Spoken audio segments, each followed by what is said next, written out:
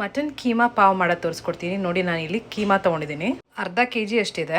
ಪ್ಯಾನಿಗೆ ಸ್ವಲ್ಪ ಎಣ್ಣೆ ಹಾಕೊಳ್ಳಿ, ಒಂದು ದೊಡ್ಡ ಸೈಜ್ ಈರುಳ್ಳಿ, ಖಾರ ನೋಡಿ ಹಾಕೊಳ್ಳಿ, ಒಂದು 8 ಹಸಿಮೆಣಸಿನ್ಕಾಯಿ, 1 ಟೇಬಲ್ ಸ್ಪೂನ್ ಶುಂಠಿ ಬೆಳ್ಳುಳ್ಳಿ ಪೇಸ್ಟ್. ಇದನ್ನು ಚೆನ್ನಾಗಿ ಹಸಿ ವಾಸನೆ ಹೋಗೋ ತನಕ ಫ್ರೈ ಮಾಡ್ಕೊಳ್ಳಿ. 1 ಮೀಡಿಯಮ್ ಸೈಜ್ ಟೊಮ್ಯಾಟೊ ಈ ಥರ ಸಣ್ಣದಾಗಿ ಹೆಚ್ಕೊಂಡು ಇದನ್ನು ಹಾಕೊಳ್ಳಿ. ಟೊಮ್ಯಾಟೊ ಸಾಫ್ಟ್ ಆಗೋ ತನಕ ಚೆನ್ನಾಗಿ ಹುರ್ಕೋಬೇಕು. ಸ್ವಲ್ಪ ಅರಶಿನದ ಪುಡಿ, ಟೊಮೆಟೊ ಸಾಫ್ಟ್ ಆಗೋದಕ್ಕೆ ಉಪ್ಪು ಹಾಕೊಳ್ಳಿ. ಖಾರ ನೋಡಿ ಹಾಕೊಳ್ಳಿ. ನಾನು ಇಲ್ಲಿ 1 ಟೇಬಲ್ ಸ್ಪೂನ್ ಅಚ್ಕಾರದ ಪುಡಿ, 1 ಟೇಬಲ್ ಸ್ಪೂನ್ ಧನಿಯಾ ಪುಡಿ, ಹಾಫ್ ಟೀ ಸ್ಪೂನಷ್ಟು ಚಕ್ಕೆ ಪುಡಿ, ಒಂದು ಹಾಫ್ ಟೀ ಸ್ಪೂನಷ್ಟು ಲವಂಗದ ಪುಡಿ ಅಷ್ಟೇ. ಮಸಾಲೆ ಎಲ್ಲ ಒಂಚೂರು ಈ ಥರ ಹುರ್ಕೊಳ್ಳಿ, ಸೀದಿಸಬಾರ್ದು, ಸಿಮ್ಮಲ್ಲೇ ಇರಲಿ. ಈಗ ಈ ಮಟನ್ ಕೀಮಾ ಹಾಕೋಬೇಕು. ಮಸಾಲೆ ಹೊಂದಂಗೆ ಎಲ್ಲ ಈ ಥರ ಮಿಕ್ಸ್ ಮಾಡ್ಕೋಬೇಕು.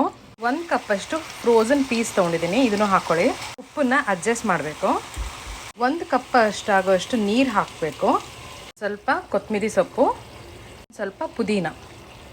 ಲಿಡ್ಡನ್ನ ಈ ಥರ ಕ್ಲೋಸ್ ಮಾಡಿ ಒಂದು 15 ನಿಮಿಷ ಮೀಡಿಯಮ್ ಫ್ಲೇಮಲ್ಲೇ ಕುಕ್ ಆಗಲಿ. ನೋಡಿ ಒಂದು 15-20 ನಿಮಿಷ ಆಗಿದೆ, ಈ ಥರ ಆಗಿದೆ ನೋಡಿ. ಇಲ್ಲಿ ಒಂದು ಅರ್ಧ ಟೀ ಸ್ಪೂನಷ್ಟು ಜೀರಿಗೆ ಪುಡಿ ಹಾಕಿ, ಇದ್ದರೆ ಹಾಕಿ, ಇಲ್ಲಾಂದರೆ ಬೇಡ. So ready to serve. Chapati ಮತ್ತು ಪಾವ್ ಜೊತೆ ತುಂಬ ಚೆನ್ನಾಗಿರುತ್ತೆ, ಪೂರಿ ಜೊತೆ, ದೋಸೆ. ಟ್ರೈ ಮಾಡಿ ಸಿಂಪಲ್ ರೆಸಿಪಿನ. ಸಾಫ್ಟ್ ಬನ್ನು ಅಥವಾ ಪಾವು ಚಪಾತಿ ದೋಸೆಗೆ ಸೂಪರಾಗಿರುತ್ತೆ, ಪೂರಿಗೂ